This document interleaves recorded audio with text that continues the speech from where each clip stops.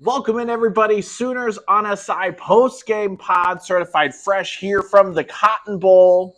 As you can see, I'm Ryan Chapman, joined as always by our fearless leader, John Hoover. Boss came into this game, number 1 Texas, number 18 Oklahoma, and it's the Longhorns in a romp, 34-3, the second time in 3 years that Oklahoma does not score a touchdown in the Red River rivalry. Think quarterbacks matter in this game? Quarterbacks do matter a lot in this game, and Boss, we're going to dive into it all, but it felt like the recipe for an Oklahoma upset as the Sooners opened as a 2-touchdown dog. It got bet all the way up to 17 in Vegas this morning. Was always going to be, it needed to be probably a low-scoring game, needed to be in the 20s. And as you saw, Oklahoma's offense could not move the football, barely got to, 250, a hair under total yards of offense. And where do you want to start? The first quarter went as well as possible for one side of the ball. Mm-hmm. The offense didn't capitalize. Once Texas kind of took control, it really felt like Oklahoma just totally capitulated both sides of the ball in very different manners. A pretty concerning loss for the Sooners here at the Cotton Bowl. Concerning, yeah. Brent Venables has been outscored in his 3 Cotton Bowl games now, Red River rivalry games, I should say, 113-37. Right? Is that the number? Yeah. 113-37 is not good, guys. 1 and 2 is what Venables is in year 3. We talked about it coming up from the field. In year 3, Steve Sarkisian,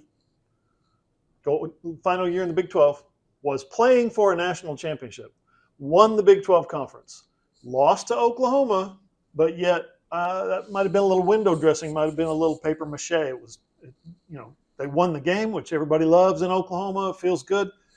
But you tell me, which program's ahead right now? Obviously, it's Texas. Texas has stomped Oklahoma twice. One of those, we talked about it, didn't have a quarterback.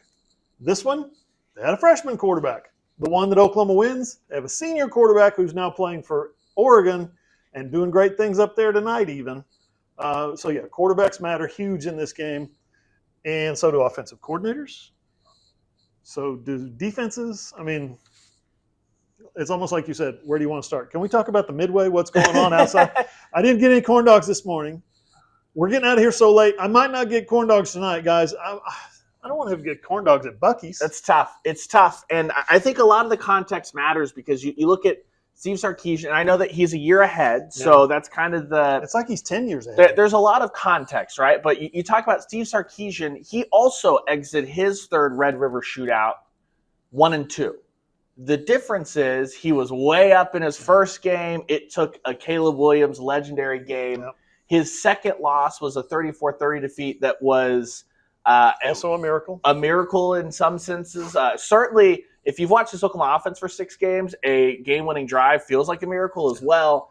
You look at Venables 1 and 2, he's got the worst loss by Oklahoma in the history of this rivalry. And I understand that Dylan Gabriel wasn't playing. We get that. But there have been a lot of bad football teams, a lot of bad quarterbacks that have played in this game. They never had lost 49-0. And then today, it's the same things that's plagued the offense all year long, right? The offensive line, healthy, but this is only their second game playing together. Oklahoma's top 5 wide receivers out.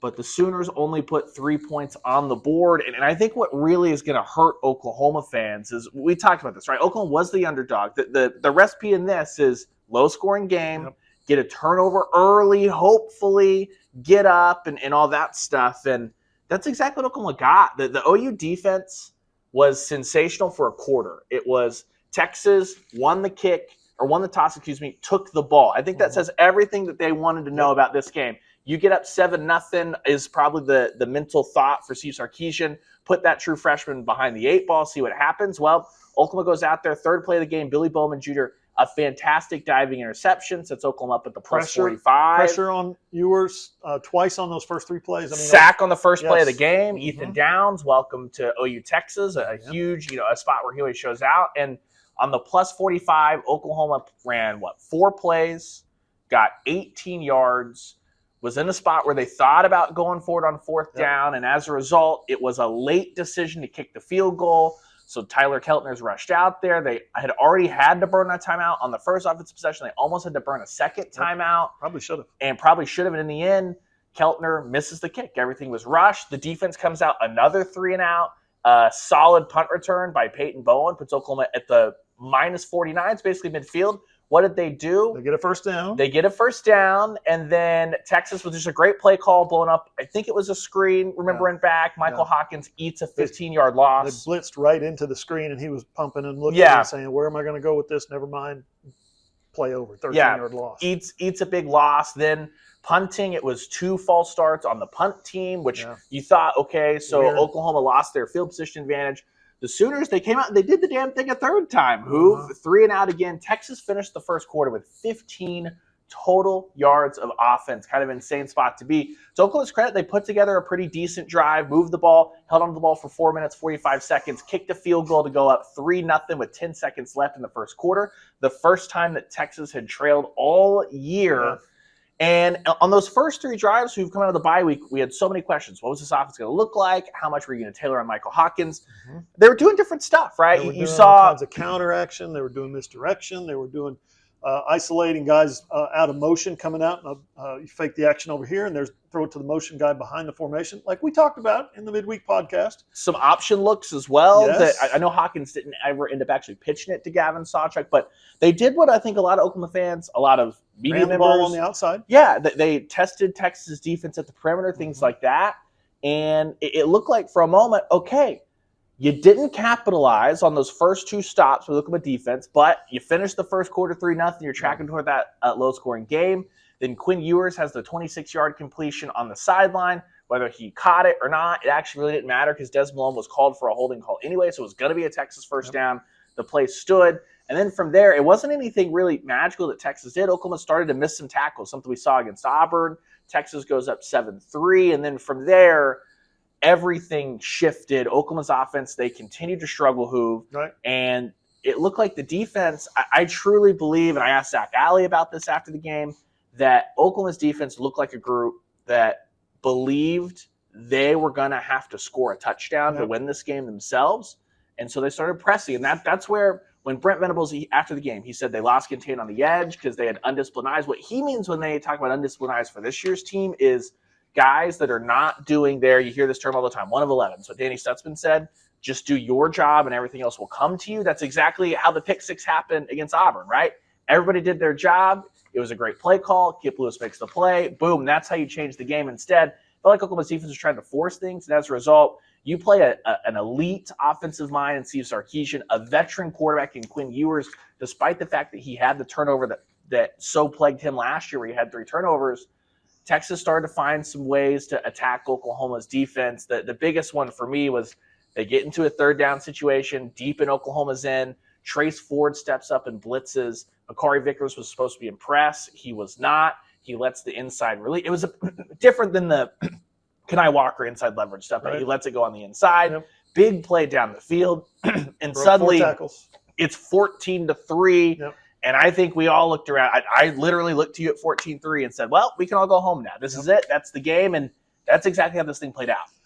It was, and you would hope that at some point the Oklahoma offense would be able to continue the momentum that they created early in the game with different plays. I mean, there's no doubt about it. The plays that we saw in those first 3 drives were new to from the playbook this season. We haven't seen probably 80% of those, and the rest we've probably seen a couple of times. But what we didn't see, and I'm looking at the passing chart here, Michael Hawkins didn't have like the worst completion percentage that we've ever seen today. What was the total? He ended up 19 of 30. 19 of 30. You'll take that. For 148. 148. Most days you would probably take that. Add a couple of plays here and there. Okay. 0 for 1 throwing the football down the field. They attempted 1 pass the entire day of 20 yards or more. So what I'm getting at is Oklahoma is they got to pages in their playbook that they hadn't gotten to all season. They forgot to get to more pages. Now, here's the deal. Michael Hawkins, under pressure, clearly didn't trust his blocking. He got out of there. He got out of the pressure a couple of times, but he held on to the football too long. He didn't trust his receivers to get open. He wasn't going to, job one for a quarterback, don't turn the football over. He wasn't going to throw it into harm's way. He wasn't going to throw it into traffic. But his problem was he didn't throw it away enough. He held on to the football too long, took 5 sacks. And when the receivers were there, when he had a guy running free, I can think of a couple of occasions when guys were either free or they were in between some zones. They had beaten the man off the line and they were heading toward like a corner zone. He had a decent pocket or was on the move either time and didn't trust himself to throw it, didn't trust his receiver to catch it, whatever the case may be. He gave up on that opportunity, and the Sooners 0 for 1 throwing the ball down the field. That's one of those things that they've got to do better. They cannot go through the season with 1 pass per game downfield. They've got to come out of they've got to make big plays. We said that's one of the X factors of the game going in. Oklahoma's going to have to hit some big plays on offense. They did the exact opposite. Oklahoma's largest play from scrimmage was a 15-yard completion to Zion Kearney. And look, that was an 8-yard throw. Yeah, this wasn't a Joe Moore Award-winning performance from Oklahoma's offensive line, but the protection was fine. Don't mishear me. It was not good. It was not great. It was fine. It was the best it's probably been this season. Maybe a couple of drives against Auburn. I think that the performances were comparable between Texas and the Auburn game. Yeah. I think that Texas dialed up more pressure, and we knew that they were going to do that, right? With Colin Simmons, Anthony Hill Jr., what they like to do there. The difference was Hawkins did a good job, I thought, against Auburn of he did hold on to the ball a little bit. He didn't put the ball in harm's way, and I don't think through the air he really put the ball in harm's way. He had the fumble. We'll get to it, but I don't think he did that. He handled everything and looked cool as a cucumber against Auburn. This was a true freshman quarterback that looked like a true freshman that was sped up. He was running into the rush. He was holding on to the football. He wasn't pitching on some of the option stuff. And he never got comfortable. And as a result, he was a guy that looked like Texas defense. Yeah, credit Texas defense. He looked like he was making his second start. But when you look at it with the offense, and this is going to be a very offense-heavy post-game podcast, obviously, yes, they're without their top 5 wide receivers. That's going to kill any offense. We get that. And that's why if they came in here and I don't think anyone was expecting Oklahoma to rack up 400, 450 yards of offense, that was totally unrealistic because of all the stuff we've talked about. But that the first drive of the second quarter, after Texas had gone up 7-3, there was a play where Zion Reagans, he was on the OU sideline running kind of a deep drag. He was open twice on that play. Initially, if Hawkins had thrown right when he cut into the numbers, there was a window there where he could have run. And the protection was actually good enough that he came open again on the back end of the route, another spot where Hawkins could have anticipated throwing it, something that probably a lot to ask of a true freshman. But all that to say, yes, they're down by receivers, but there was a moment where that's a big play that's open there. You got to take that. The second drive of the second quarter, it was Brennan Thompson who had gotten behind the defense, running up the seam. Didn't get that as either. So, of course, it wasn't going to be this offense was going to suddenly score 40 points without their top 5 wide receivers. There were moments, and that's kind of what we've seen, that between Jackson Arnold and Michael Hawkins Jr., neither one of those guys through 6 games took advantage of it. The big difference had been that Jackson Arnold had thrown the interceptions, things like that. Today it was Michael Hawkins who put the ball on the ground once, and that was costly as it became 21-3 after that happened. Yeah, and don't forget, after Taylor Tatum fumbled on the next play, back-to-back offensive plays, I think, as they're trying to close out the first half. Remember I said, can Oklahoma get out of this half without giving the football away? Any more points in the final minute 40? Nope. Very next play was another fumble. And they threw the halfback pass, the double pass, and it was wide open for a touchdown. And the running back or the receiver that threw it underthrew it badly. Yeah, uncatchable into the ground. So that's probably a touchdown right there. And then Bert Auburn comes on and misses the field goal, 44-yard field goal at the end of the half. Thing could have been a lot worse. It could have. Thing could have been worse. Now, I say that, and I feel like I'm not giving the defense enough credit. The defense, when you look at 34 points, it's probably pretty admirable that they only gave up 34. And I say that because they had 0 in the first quarter, and after that, the offense did not help in any way, shape, or form. They didn't keep the football. They didn't take care of the football. They gave the football back to Texas on the short side of the field over and over. It was a nightmare, and the defense. A couple of guys on the defense said we gave this to Texas. I don't know if I've ever heard a team lose 34-3 and say we gave it to them. Billy Wallen said they didn't deserve it. I was like, I think wow, your defense played good. Your defense didn't play that good. Yeah, I think what Billy Bowman was probably talking about was the offensive plays that Texas made, some of those missed tackles, things like that.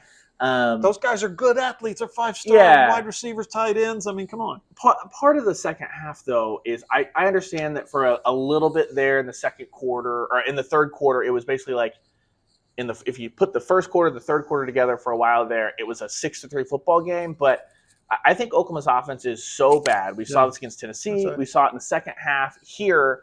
Steve Sarkisian, who did not do a great job in 2022 of just running the ball and trying to milk the clock, I think he understood this OU offense is adrift. It's at sea. It is one of the worst units in college football, which is an insane statement, but it's true. Yeah. 6 games in, they've not had a 200-yard passer, a 100-yard rusher, or a 100-yard receiver. Bonkers. Crazy. I think that the defense should deserve a little bit of credit, but you're going to see if teams get up on Oklahoma, is it the defense or is it that the smartest thing to do is to give the OU offense enough rope to end it? You know what I mean? Because the OU offense has proven it can't dig out of a hole whatsoever. So on Tuesday, we didn't get it in the postgame press conference. Unfortunately, I think we had 16, 17 minutes with the team, with Brent and the team, 3 players. But what needs to be asked at some point is something that you asked during the game several times. Why are they running tempo? Why is this Oklahoma offense running tempo? Meaning, you run tempo when it gives you an advantage. You don't run tempo when you're behind the 8 ball like they are offensively, and certainly in this game. You're behind the 8 ball in terms of talent. They're way behind Texas talent-wise. Offensively. So why would you snap the ball with 29, 30 seconds left on the clock? All that's doing is putting more and more and more pressure on your defense. The defense is keeping you in the game. So an easy way to say it, how would you ask it on Tuesday? Brent, how did you feel about running tempo when you guys are obviously at a little bit of a disadvantage against Texas? That might be a way to phrase the question. There's probably 5 or maybe 10 other ways to phrase the question, but somebody's got to answer the question. Somebody's got to ask the question. Hopefully it'll be one of us. About running tempo when that's like one of the ways that you need to be able to win the game is by controlling the clock. Yeah, one of keeping the Texas offense over there on the sidelines, giving them the football back. I think one of my frustrations watching the game is that it's with Jeff Lovey's offense, you knew that they ran tempo because that's what he wants to do, right? Yep. And this is not running the offense that quickly, right, or anything like that. But you look at right before the 2-minute warning in the first half that ended up turning into the fumble for Michael Hawkins. Michael Hawkins scrambles a quarterback draw. He gets tackled with 2:14 left on the clock. Yeah. They did not walk up to the line and look as if, we're just going to take this to the 2-minute warning. They were trying to run a play. In that 14 seconds, they were not unable to. Don't get it. There are other times where there shouldn't, especially when the game had not gotten away. In the second half, you got to get up and running. I get it. But there were moments there in the first half where it's like you're obviously not executing very well, but your defense was playing so well. And how many times covering the Lincoln Riley teams have we seen that whether your defense makes adjustments or not, when Oklahoma's offense knew that they were only going to get 8 or 9 possessions, even the great ones, Baker pressed at times, Kyler Murray pressed at times. I think Quinn Ewers is a very good quarterback. He's not Baker Mayfield. He's not Kyler Murray. He's shown that in some of these big games. Yeah. He's played well in some big games. But why not? You were getting some pressure on Quinn Ewers. If Texas starts to feel like, man, if we don't score, the next time we're going to get the ball back, 6 minutes have run off the clock. Now that requires Oklahoma to get first downs, which is not a given. But and if they don't, it 2.5 minutes have run off the clock. Yeah, it puts this extra pressure on Texas offense that doesn't maybe actually exist, and that's not happening. Right. And then it filters out. You need that to have weird stuff happen in this game. That's the Red River rivalry, right? And you had weird stuff happen in this game. For sure. Texas's second touchdown, missed tackles, but then what happens? Robert Spears-Jennings doesn't miss the tackle. He punches it out, and the ball is on the turf for what feels like forever, and Danny Stutzman just gets flat out outrun. He just gets outrun.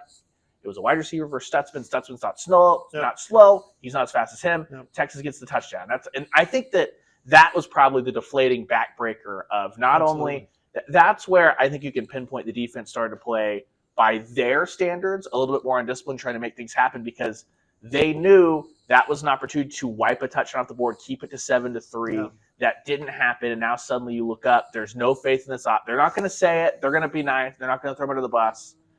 The defense is playing with a mentality that they don't have any faith that the offense can score, and they're trying to generate big plays. And I think that's leading to bigger plays being allowed, if that makes sense. Especially when you're playing the number one team in the country. Yes. If you're playing South Carolina in Norman, say next week, for instance, maybe you got a little leeway, maybe you got a little cushion, you can do stuff like that. You play against the Texas Longhorns, where they're rolling right now, the way they've got their motor running, that's a bad idea. Yeah. What option do they have? And it's almost an impossible spot. I get that, right? Mm-hmm. But I think you saw immediately. So we talked about the fumble, the missed opportunity there by Texas. Then the 2-minute warning comes. What happens? Michael Hawkins Jr. fumbles the ball the very next play, his first turnover of the season. Yep. Stuff happens, right? We had talked about it. And he's trying to make a play. The very first play, it felt like Oklahoma, this is where Brent Venables after the game said they were undisciplined and setting the edge. That's the play I would circle and say, this is the one, because it felt like too many guys crashed, bounced it outside, breaks a tackle, suddenly Texas in the end zone, it's 21-3, and everyone looked around, and just like the Tennessee game, though there was no consideration to change quarterbacks, but Venables confirmed that after the game, just like the Tennessee game, at 21-3, everyone in the orange half of the Cotton Bowl, everyone in the crimson half of the Cotton Bowl, the question was just, how bad is this going to get? Right. Yeah, and I felt 49-0 coming again. Mm-hmm. I thought it might be 49-3 at some point, seriously. But the defense is better than that defense was for sure. And so you're able to hold them to 34. You still get your brains beat out. And I think it's worth examining. We talked about where Sark has the Texas program and where Brent has the Oklahoma program. They're pretty far apart. And Brent did not really want to acknowledge that in the press conference. He was asked, Barry Trammell, asked him, "Hey, are you alarmed that your programs are this far apart? You've been here 3 years, he's been here 4 years. Are you alarmed?" I don't think Brent comprehended the question. I certainly don't think it was one of those where if it would have been a volley, instead of volleying it back like a tennis player, he just would have caught it and dropped it and stared at Barry Trammell. He did not like the question, but it's a question that I think is legitimate exploration of where these programs are right now. Because when Lincoln Riley left, Oklahoma was on they were just plowing Texas. They were just kicking their butts every game. I say that every year. I meant Oklahoma was needing a little Sooner magic to win some of those games. They got it last year when they had their quarterback healthy. They certainly haven't got anything resembling that this year, except for the Auburn game. Yeah. And Auburn's not good. And again, let's be honest. I think the context is important. I don't think neither you or I picked Oklahoma to win this game. Yeah. I picked a pretty aggressive scoreline that I gave the Oklahoma offense way too much credit. Otherwise, I would have been more closer dead on. So losing the game was not going to be a big indictment on this Oklahoma program in year 3 under Brent Venables versus Sark in year 4. But you got to be competitive, right? But this is Oklahoma. This is Texas. Yeah, in this game, you can stomach a loss. You can stomach a heartbreaking loss. You can even bounce back from a heartbreaking loss. Mm-hmm. You look at 2015, Oklahoma loses this game. Yep. They're in the playoff. Last year, Texas loses this game. They're in the playoff. Yep. 2 of these 3 games have been no contests by halftime. Yeah. And that is what is unacceptable. There's a disorganization among and here's your indictment if you guys want somebody to go after the OU coaching staff. This is as close as I'll come. We talked about Seth Luttrell. Doesn't look like he's got enough tools in his tool bag to be able to call everything he wants to call. Totally get that. Don't run tempo when you're that far behind. Don't run tempo when you've got no chance at picking up and sustaining first downs. So there's that. The tight ends continue to make mistakes. We've seen tight ends whiff on blocks that get guys crushed for a 5-yard loss. And then the next play, they come back and make a 15-yard catch downfield. The running backs have been good, right, for the most part. Given that there's not a whole lot of blocking, the offensive line has been a disaster. We got to examine what Bill Bedenbaugh's doing. I don't think you can nitpick at the defense right now. Even the secondary, I thought, played pretty good today, except for a couple of plays. But there needs to be an examination of where this Oklahoma coaching staff is offensively. Yeah, and here's the biggest part of it. the way that this offense is playing, which is awful, means that this defense has to be perfect. Right. Can't happen. This defense, Brent Venables has done a fantastic job. He's fixed the defense, right? It is a unit that if you pair this defense with an average offense, they can go win you a bunch of games in the SEC, in the Big Ten, wherever. Or 2018, 2017. Yeah. They win 30 games in a row and win probably 1 or 2 national championships. Yeah, they are not recruiting year over year over year at the level that, Georgia, these last 2 or 3 defense, this offense would need Kirby's 2021, 22 defenses. So when we nitpick at the defense, I think they're being held up to a standard that's unfair to them because the offense is that bad. Yeah, I agree. And through the first 4 games, and especially coming out of the Tennessee game, it was why the hell are they trying to run up the middle and bang their head up the middle? You saw a shift from that today, so I thought that was good. The issue is they got behind and had to abandon it, and they're just not in a spot with this offensive line and pass protection or Michael Hawkins Jr. as a true freshman in the development sense, anything like that, with all these wide receivers out. They are not able to scheme their way out of the deficiencies. The deficiencies are on full bore for everyone to see. Yeah. Are you all on board with Sark being up 27-3 and throwing the wide receiver pass? That set up the Quinn Ewers quarterback sneak? I have in our rivalry game. Yeah, everything. I'd say everything's on the table. And Absolutely. now here's something else that go defend it. Yeah, here's something else we were talking about too on radio this week. Is in this new era of college football, we have 14, 16 team conferences, right? Mm-hmm. You no longer, like the old Big 12, you controlled your destiny. The 10-team Big 12, you played everybody. You don't get to play everybody that you might be in tiebreaker situations with. One of those tiebreakers for every conference is point differential. Yep. So whether it's a rivalry game or not, I have no issue with teams running up the score for point differential purposes, or just, hey, if you don't want the score to get run up, and you stop it. Especially if it's a rivalry game like this one. Yeah, and be better, stop it. I mean, how many times on the other side of it were OU fans sitting in this end of the Cotton Bowl behind us with a big lead and wanting Bob Stoops to go more, we want 60, stuff like that. It's almost a testament to the Oklahoma defense that didn't happen today. I know. In a weird way. Yeah, it is. Yeah, I wrote during the game in the live blog, which you guys need to check out, Oklahoma Sooners on SI.com. The live blog is our observations that are happening in real time. We're putting them on there. We're not putting them on Twitter. We're putting them on our blog, so check that out. One of those was the special teams had so many weird, unexpected, stupid, unplanned breakdowns today, whether it was a long return, whether it was a missed field goal, something like that. For a missed field goal that was totally unnecessary. I was watching Keltner kick in pregame. He was hitting 50-yarders like I hit a pack of donuts. It was effortless. And, he gets out there and he's rushed. So we talked about that. The special teams breakdowns, this Oklahoma team has to win games like this, especially against superior talent, in the margins, as your man Matt Campbell used to say. You got to win those little corners. You got to win those little edges. You got to win the little in-between plays. And that means don't screw up on special teams. And they were screwing up on special teams. So we kill the offense. We hold up the defense to a shining light. Special teams flies under the radar. They got to be better. This Oklahoma team can't survive this schedule if the special teams are not not only not screwing up, if they're not contributing good plays, big plays, winning plays, scoring plays. What chance do they have? Well, when your offense is that far behind the 8 ball. And it's different stuff. The missed field goal, I put not 100% because your kicker still needs to go out and make it. The missed field goal, I put a lot of the blame on Brent Venables himself. Sure. Yeah. The decision to kick that first field goal came late. Yep. Right. And Tyler Keltner has shown, go all the way back to the Houston game where it was the delay of game. He's a guy that takes longer to set up than your normal kicker. His holder, Plaster, on the second one, the one that he made, clock was getting inside of 4. I was counting down. I got my eyes on the clock. I'm counting down. 4, 3, and Keltner's still doing his little stretch back, and he's going like, okay, now I'm ready. And then they snapped it with like 1.5 seconds left. Yeah.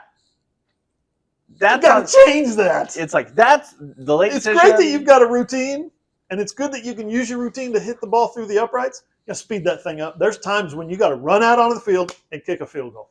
Well, and late decisions on those specific decisions, whether to go for it or not, that's been a 3-year through line for Brent Venables. He takes a moment, and whether it be West Virginia in 2022, where he then suddenly started abandoning the and I understand why, but not to rehash all that. But that's a through line, right? The back-to-back false starts, that's not on Brent Venables. That's not even on Doug Deacon. No. That's on Bauer Sharp, actually. Your tight end room. Again, I ask, what does Joe John Finley do? You tell me. But when you get back around to the offense, who 237 total yards of offense, they, until the last drive, which ended in no points, and I believe it was Josh McQuistion that pointed this out on Twitter, until the last drive, that was a very long drive where Texas was just like, yeah, whatever. The Oklahoma offense had fewer total yards in 2024 than they did in the 2022 absolute debacle on this field. That's because they didn't run the Wildcat out. That's true. It's because they didn't run the Wildcat. So I put this to you, Hoove. Where have you gone, Braden Willis? Eric Gray. They would kill for those kind of names. Was 2022 more embarrassing, or was today more embarrassing for Oklahoma? I think 2022, for the simple fact that they went into the season, and let's back it up. They went into the spring and said, okay, we've got Dillon Gabriel, quarterback set. We're good to go. We named him our starter back in December. Remember that? Mm-hmm. And they came out of the spring, and what did Brent Venables say? We need more quarterbacks. And what did they do? They went and they got General Booty, and they got Davis Bevel. They get hurt at the quarterback position against TCU, and the coaches go, what do we do? Yeah. That was the embarrassing part, because the coaches went into this game saying, we don't know what to do. Y'all want to run some Wildcat this week? That'll be fun. Let's go get some first downs. Throw some jump passes by our 5'8" running back. That'll be fun. That was embarrassing, because the coaching staff simply had no plan beyond, gosh dang, I hope Dillon Gabriel gets back soon. That was their plan. Hope is not a plan. Yeah. To which I think, what was this? The heck was that show where the person said, hope is not a good plan, and the other person goes, oh, you're new here. Yeah. I can't remember what show that was. I think today was more embarrassing. You think so? Because the defense played their ass off today. This is year 3, though. You don't get to do Texas played like crap 2 years ago and still scored 40. Yeah, well, here's the thing, though. You don't get to do our quarterback was injured. You don't get to do we were ravaged by the portal, and this is year 1 of Venables, and these guys. 5 wide receivers injured. These guys, well, again, I'm not. Which means you need to go into this game with a better plan. I'm not saying that the offense needed to go score 30 points today, right? Again, if they had lost this game 34-17, I think that we would have arrived at the point of Texas looks the part of one of the top 4 or 5 teams in the country. Are they the number 1 team? I don't know. Frankly, I did not get to watch Ohio State. But for me, it's between Texas and Ohio State. I'm not going to see a ton of Ohio State. I've watched the playoff. Watched a lot of Texas, right? They're both going to the playoff. Texas looks a team that should be in Atlanta. Okay, they number 1 team. If you want to argue number 1, number 2, I'm not going to yell about whatever. Going out there and just getting beat by a team that's better, that happens even in this rivalry. At 14-3, the game was over. That's right. It was over. And I know that they've got injuries, but this is your hand-picked offensive coordinator who has put together an abomination of an offense. This is the worst offense Oklahoma has had since 98. He got to make this higher. Yes. Over the course of 6 games in a season, that's correct. Yes. But not only that, but he got to recruit these quarterbacks. Yeah. And sign a 5-star and a 4-star. I'm not laying it at the quarterback's feet, neither one of them. But when you say he was the hand-picked coordinator, Seth, to me, was not necessarily the hand-picked coordinator. To me, Seth was the safe choice because, number 1, former Sooner. He loves it here. He played here. He grew up in Muskogee. He wants to be here.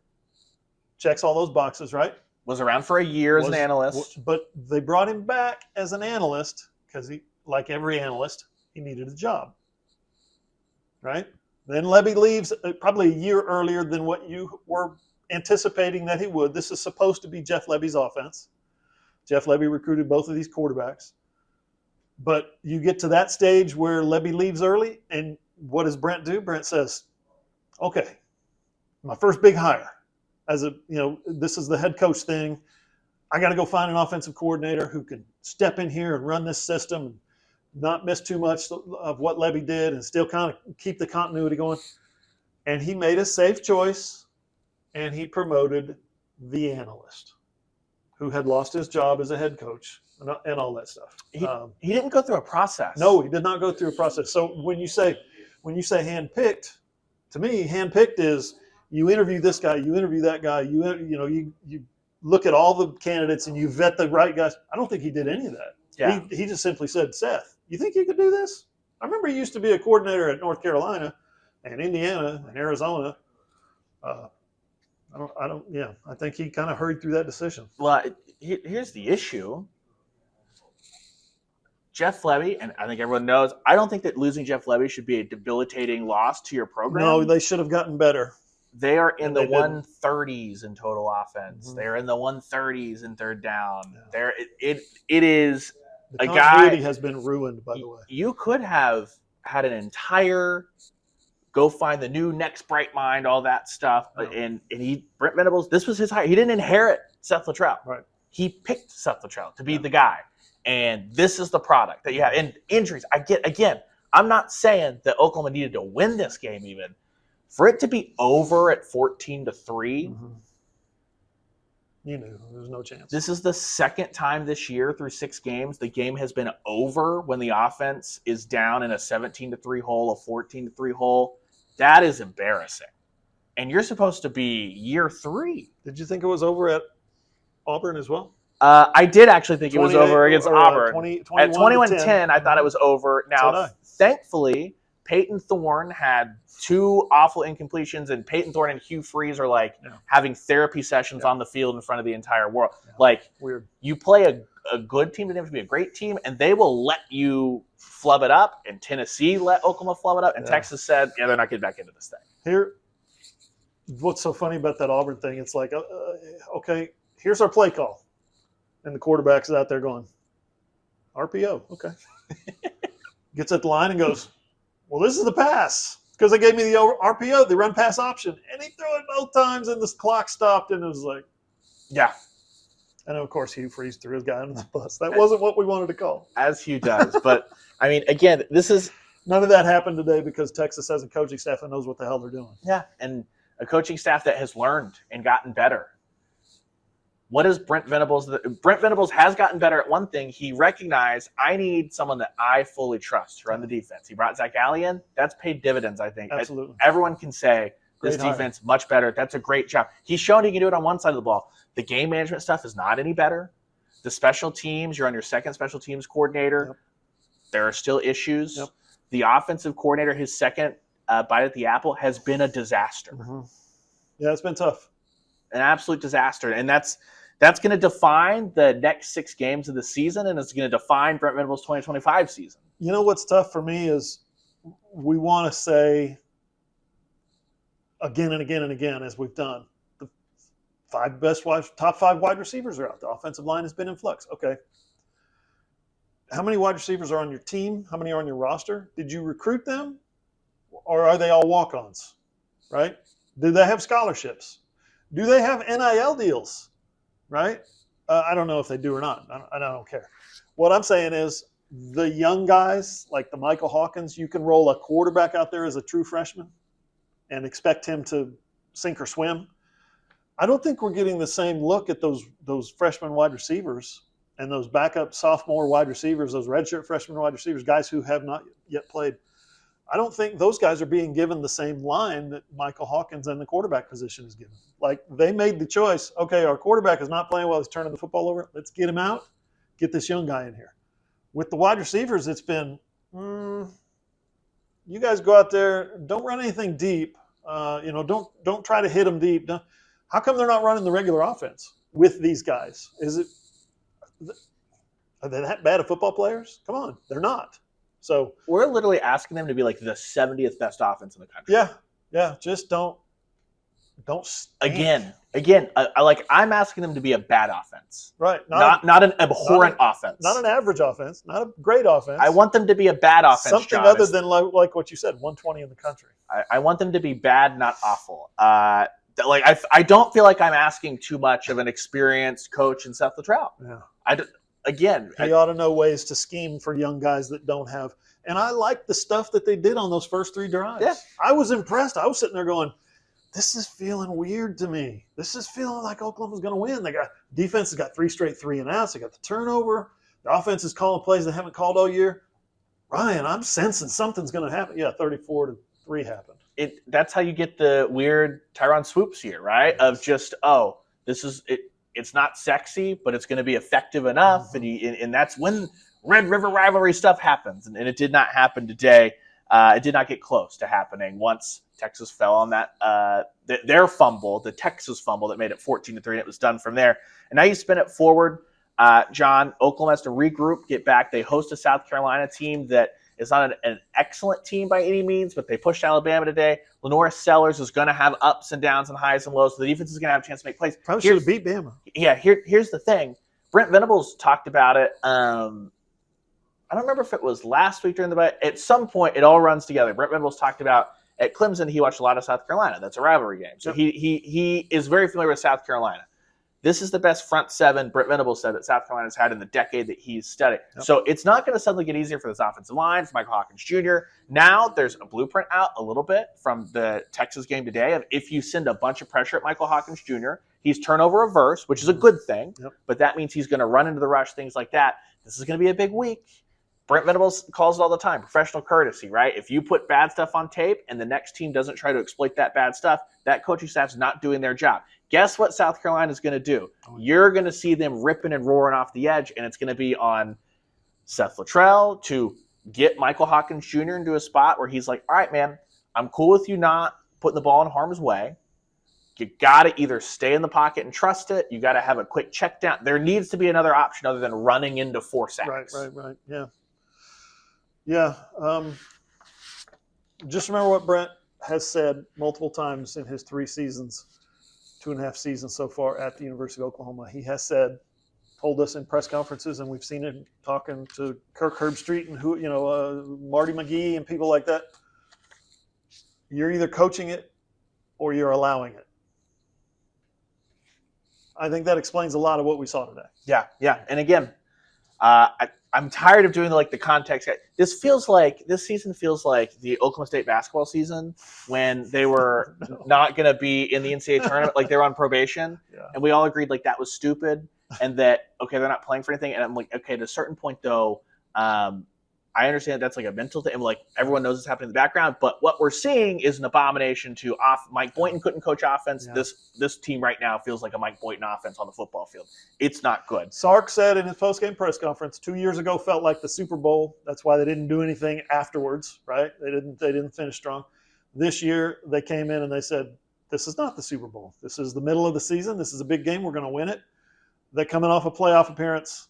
Brent needs to take a step back, look and assess, take a big picture, 30,000 feet, and assess where he's at as a coach, where his coaching staff is at, and where his talent level is at as a roster. Yeah, it finishes. Sark also said he had a post-game corny dog. He did. Which we're going to do next. Big time. Yeah, I don't know if you've seen us. If you're watching this on the YouTube, which is John Hoover Media on YouTube, head over there, subscribe, comment, tell us what we got wrong, what we got right, agree, disagree, all that stuff. Thumbs up, please. If you're listening on the podcast, leave a rating, review. If you're watching on the video, you keep seeing us look off to our left. It's because there's some security around being like, hey, guys, we got to get this thing going. So we will abide by that. Yep. We'll have more breakdown in the midweek podcast Thursdays when that will come into your feeds. The Sooners on SI podcast. But what's your final parting thought leaving the Cotton Bowl as Oklahoma approaches this next 6-game stretch here to finish the regular season? I think I just said it. Brent needs to step back and assess where they're at. Take a big picture approach. It's just what we're seeing right now is not sustainable. I don't think the defense having this kind of pressure on their shoulders is sustainable. I don't think the offense being a bottom 15, 20 offense in the country is sustainable either. Obviously adjusted to their plan. If they were playing Liberty's defense every week, it'd look a lot. We get that, but they're in the SEC, and you've been building for the SEC for 3 years. You've known that they're going to be in the SEC. This is not a surprise. The SEC shows us again tonight as we're watching games here in the press box throughout the day. that good luck with South Carolina. Good luck with good Headed luck to with the rest Oxford, going to Ole Miss. Yeah. Good luck Good in luck with all Columbia. Yeah. Maine will be the 5th win, and then you guys tell me where's the 6th win, where's the 7th win, where's the 8th win, because I'm having a tough time finding it. Everything's a toss-up at best. Yep. At best. Let's go get some corn dogs. We need to get some corn dogs. We need to get out of here. Oklahoma is already out of here because they have a lot of film they're going to watch on Sunday, a lot of development. Be sure you follow along. You know all the places to get it. Sooners on SI podcast. Hoover and I will be back. I'll be back in Norman on Monday night talking to the players. Tuesday, Brent Venables press conference. Oklahoma Sooners on SI.com. Where you can find all those videos, find all of our articles. I wrote about the offense today. 6 a.m. on Sunday morning, I'll write about the defense and what I asked Zach Alley about pressing and all that stuff. We'll peel into that on Thursday. But that'll do it for our post-game edition here. Texas wins 34-3. The Red River rivalry. Oklahoma drops to 4-2 overall, 1-2 in SEC play. Up next, it's the Gamecocks. I'm sure a lot of Shane Beamer content, all that stuff will be coming your way. Stick it with us. Oklahoma Sooners on SI.com. We'll talk to you guys next on the podcast. Sooners on SI podcast on Thursday. For Hoove, I'm Ryan Chapman. Peace.